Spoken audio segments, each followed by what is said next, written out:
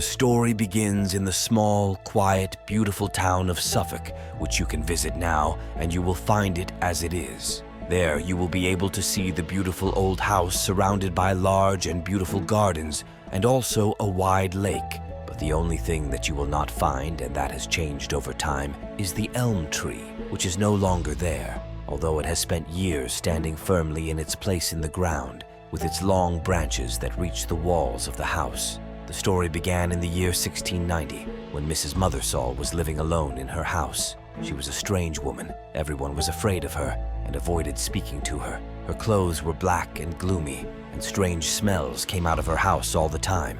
Everyone in the city of Suffolk used to say that she was a witch, but no one accused her of witchcraft in any way. Officially, at that time, magic was a major crime, and anyone who used it would expose himself to heavy punishments that could lead to exile or hanging. One of the most famous incidents of the witch trials was the trial that took place between the years 1692 and 1693, which took place in the city of Salem in the American state of Massachusetts. At that time, about 150 people were arrested. It was a real simulation of extreme cruelty. 19 people were sentenced to death at that time, and it was expected that the punishment would be burning like in European countries. But instead of burning, they were executed by hanging. Practicing witchcraft at that time was a major crime, and the churches were interfering in the trials. It was believed that these courts were a means of purifying society from the practices of witches, because in their belief that witches were conspiring with Satan is against the church. The city was quiet and beautiful, and everyone was working in agriculture or simple jobs. Everyone was busy with his life and his family. The city was small, and therefore everyone knew each other. It was normal for any strange behavior to be easily noticed. At the same time, in the beautiful old house, lived Sir Matthewville, who owned Castringham Hall at that time. His bedroom looked out at the elm tree, and he felt every day that it grew longer than the day before. Sir Matthewville noticed something strange. Every month, at the time of the full moon, Mrs. Mothersall would climb the tree, holding a large knife, and cut off the branches of the tree. This made Sir Matthewville focus on Mrs. Mothersall, and then he discovered that she was talking to herself or talking to an unseen entity, something that was only seen by her. One day, the moon was full, so Sir Matthewville decided to wait for Mrs. Mothersall and see what she would do. As usual, Mrs. Mothersall arrived and climbed the tree lightly, even though she was old. She had a knife with her and began cutting parts of the tree and holding them in her hands. At that time, Sir Matthew went downstairs and walked after Mr. Mothersall to her house, but he was halfway down the road and was still looking at her. She disappeared. Mrs. Mothersall disappeared, leaving no trace in the blink of an eye, as if she had evaporated into the air. But Sir Matthewville decided that he would continue until he reached her house, and in fact, he arrived at her door and knocked on her. It was late, and it was not normal for anyone in the city to receive guests at this time. But quickly, Mrs. Mothersall opened the door, and Sir Matthewville was surprised when he found her coming down in sleeping clothes, and it was clear that she was sleeping. Sir Matthewville walked away without saying anything to her. The next day, he gathered all the people of the city and began to tell them the strange things that he had seen Mrs. Mothersall do. At this point, all the people of the city agreed that they would impose the punishment of witchcraft on her, and in fact, they agreed that they would execute her. They immediately went to her house and took her by force and put her on the hanging pole, and then Mrs. Mothersall was screaming at them, wanting to prevent them from killing her, and the last sentence that Mrs. Mothersall said before she was hanged was, "There will be guests in the hall," and here she was talking about Castringham Hall, which Sir Matthewville owned. After Mothersall's execution, Sir Matthewville began to feel guilty and uncomfortable, so he went to the church and began talking to the priest. The priest was his friend. He talked about his fears that Mothersall had been wronged, or that she did not deserve to be hanged. But the priest said to him, "You did the right thing," and at that time Sir Matthewville felt at ease. So the priest continued his words. He said, "I am sure she was a dangerous woman." The priest's words made Sir Matthew feel happier, and he went home reassured. On the same day at night, Sir Matthew and his assistant went out for a walk in the gardens around Castringham Hall, and it was the second full moon night. At that time, he saw a strange and large animal climbing the tree. So Sir Matthew consulted his assistant and asked him, "What kind of animal is that running under the elm tree?" The animal looked strange and moved very quickly, as if it had more than 4 legs. The assistant replied to him and said, I don't know what kind of animal this was, but it is very strange." Sir Matthew wondered what animal had more than 4 legs, but he did not say anything. At that time, they were near the house, so he said goodbye to his assistant and wished him a good night. He got into the house and went to his room to sleep, as he usually does every day. The second day, Sir Matthew was late in coming down to breakfast, and this was strange because he used to come down every day at 6 o'clock to have breakfast. The servants in the house decided that they would wait for Sir Matthew and let him wake up at his leisure. But it became 7 o'clock and then 8, so everyone began to suspect that something was wrong. They immediately went to Sir Matthew's room. They knocked on the door, but he did not answer them. They tried to open the door, but they discovered that it was locked from the inside. So they decided to break down the door, certain that something had happened to Sir Matthew. They actually entered the room after breaking the door, and all their suspicions were confirmed when they found Sir Matthew sleeping on his bed. His body was completely black, and it was clear that he had died. Sir Matthew's body did not have any wounds or marks on it. Everything in the room was completely normal. Everything was as it was, except for one thing, which was the window of the room, which was wide open. The servants were surprised by the strange corpse and its black color. Everyone was in a state of sadness and doubt, and everyone thought that Sir Matthew had surely died of poisoning. And for that reason, they called the doctor who was present in the city to come and examine Sir Matthew's body. And when the doctor arrived and was as surprised as the servants by the appearance of Sir Matthew's body, but when he examined him, he confirmed that there was no trace of poison and confirmed that he did not have any logical explanation for Sir Matthew's death. When the priest knew that Sir Matthew had died in this strange and horrific way, he immediately went to Castringham Hall to speak to the doctor. He was waiting for any explanation, but he did not get anything. For this reason, he asked to go into Sir Matthew's room, and in the room, he noticed the Bible on Sir Matthew's bedside table. Something inside him told him to grab the Bible and open it, and the priest actually followed his intuition and grabbed the Bible and opened it. And the first words he read were from the Gospel of Luke, chapter 8, but he found a written note from Sir Matthew himself with one word, which was, "Cut it down." The priest left the Bible in its place and moved outside the room and outside the entire Castringham Hall in order to return to the church. The servants in Sir Matthew's house decided on that day to completely close the room and prevent anyone from entering it. This was not only out of respect for the owner of the house, but also because they knew that there was something evil in the room, because what happened to Sir Matthew was certainly not normal at all. And it was not only the servants in Sir Matthew's house who felt this way. No, this was also the priest, who had the word he read reoccurring in his mind every now and then, "Cut it," but he did not understand the meaning of this word. Also, the people of the city who understood that there was a clear relationship between the hanging of Mrs. Mother Saul and the strange death of Mr. Matthew. But everyone was not talking, and after time passed, the topic was forgotten. After 40 years, Sir Richard Vile, the grandson of Sir Matthew, decided that he would return to live in Castringham Hall. Because he had a lot of money, he decided to work on more than one project in the city of Suffolk and expand his family's investments there. For this reason, he decided to expand Castringham Hall and also renovate the church located in the town, because he wanted his family to enjoy prayers on Sundays in a beautiful and wonderful place. When Sir Richard began the renovation and expansion process, he discovered that in order to do this, he would have to move some graves from their place. One of these graves was the grave of Mrs. Mother Saul, who was hanged 40 years ago. This made everyone in the city think of the old witch and tell stories about her, some of which are true and some of which are imaginary.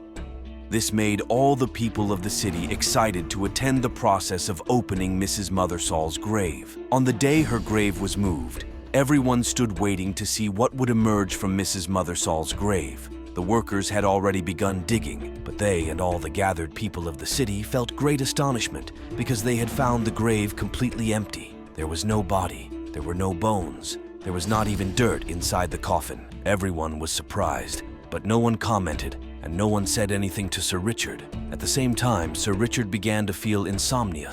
He was no longer able to sleep well. He began to smell an annoying smell of smoke in his room, and the curtains of the room began to move in a way that bothered him. Sir Richard thought that perhaps the location of his room and that it was towards the east was the reason. At the same time, he began to notice that in the early morning, the light was strong that woke him up very early every day. So Sir Richard decided to change his room and began to look around the entire house in order to choose the appropriate room. One of the servants was with him on this tour. This servant had lived in the house since he was a child. Every room Sir Richard entered, he was not comfortable in it. One time he said that the room was very cold, and another time he says he doesn't like it, until he arrived outside Sir Matthew's old room and asked the servant to open it. The servant tried to convince him that he shouldn't open the room and that this room was not suitable for him to sleep in. The servant also said to him, "It is a bad room, sir. They say that terrible things happened there, and no one has opened the door since your grandfather died." But Sir Richard insisted and ordered the servant to open the door. The servant was obliged to open the door, and when they entered,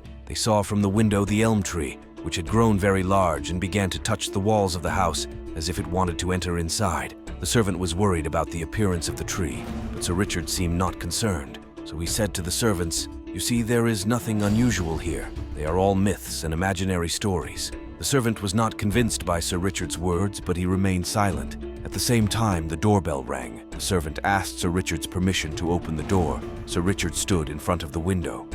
He looked at the elm tree, which was truly terrifying and strange. Sir Richard noticed the height of the tree and the direction of all its branches towards the house, as if they were hands trying to grab someone or something from inside the house. Before he could do anything, the servant came again and told Sir Richard that there was a stranger downstairs who was asking about him and saying he has an important message that he must deliver to Sir Richard immediately. Sir Richard told him to bring this person to the room, while he stood and watched the paintings, antiques, and books in the room, because it was the first time Sir Richard had entered this room in his life, because it had been closed for 40 years. This strange person entered the room and looked at Sir Richard and said, "I must apologize for interrupting you, Sir Richard, but please allow me to introduce myself." Sir Richard smiled and nodded to the stranger as he continued his words. The stranger said to him, "My name is William Crumb. My grandfather was a priest here, and he was a friend of your grandfather.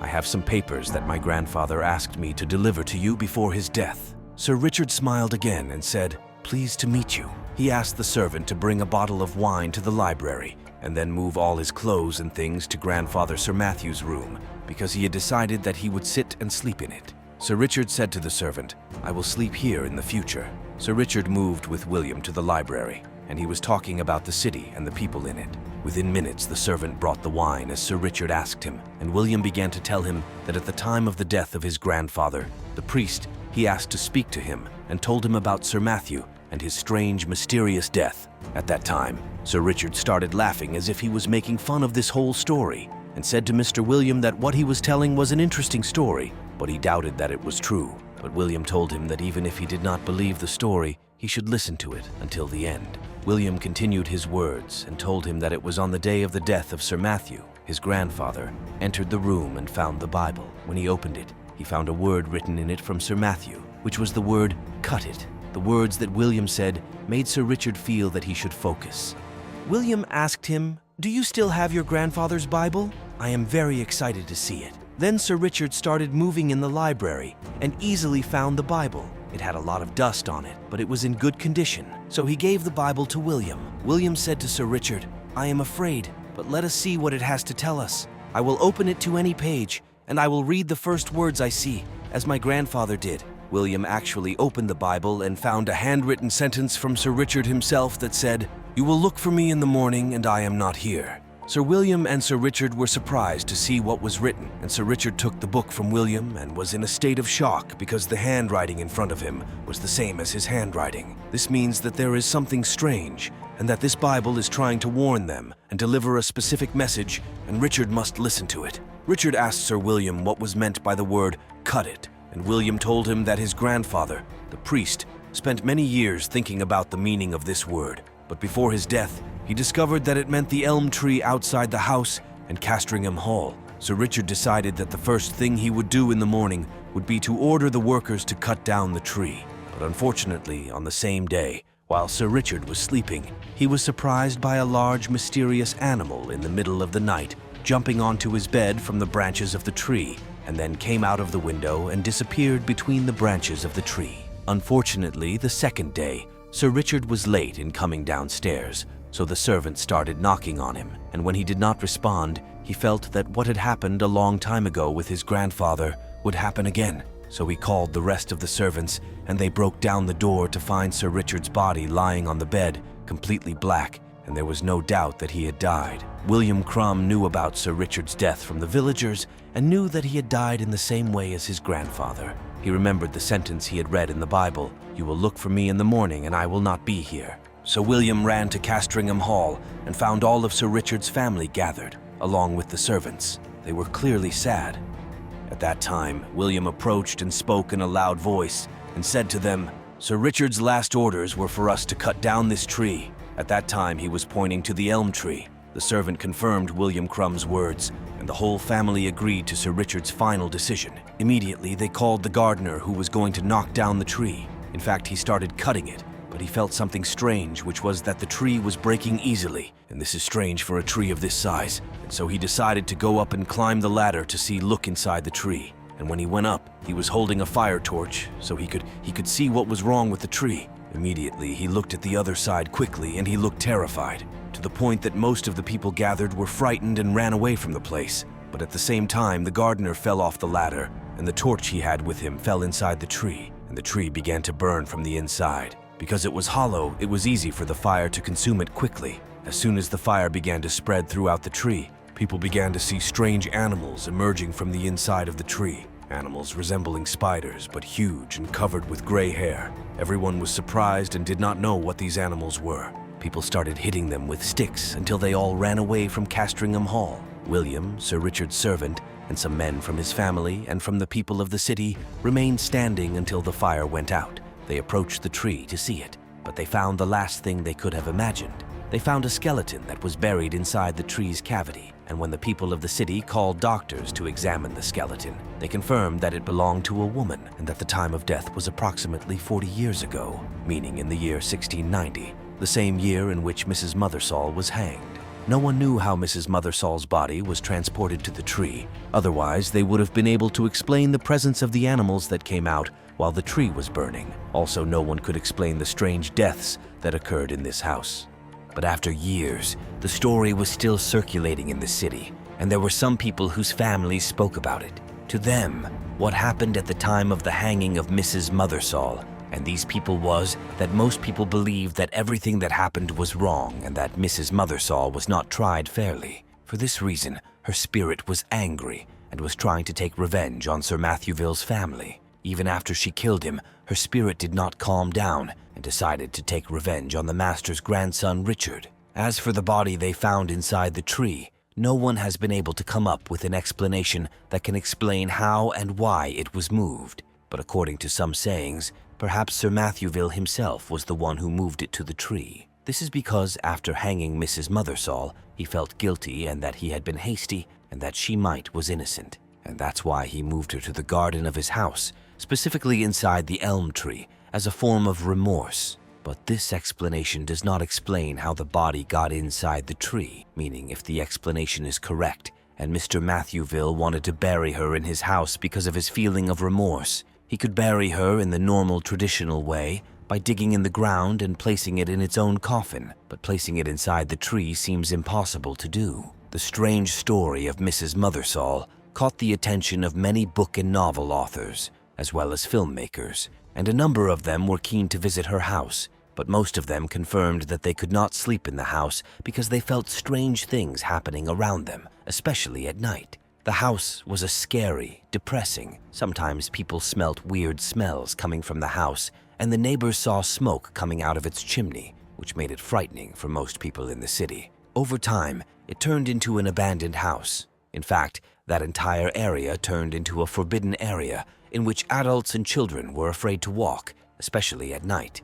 Life in the city continued normally, and the Vile family home was sold more than once. Although the strange deaths did not occur again, the house witnessed several mysterious and incomprehensible incidents that made everyone who bought it try to sell it again, and finally it was sold to someone, businessmen who turned it into a school for the city's children. The school opens early in the morning and closes its doors in the middle of the day, and only one night guard remains there. He was from outside the city because all the men in the city refused to work in that job. This guard was keen to communicating continuously with the people of the city, and many of those who spoke to him confirmed that he swore that he saw and heard many things that he didn't understand, but in his work, He was accustomed to ignoring anything for which there was no logical explanation. He stressed more than once that he respects any entity, even if it is not visible, because he believes that night is the time of these beings and entities, not human time, and therefore man must respect that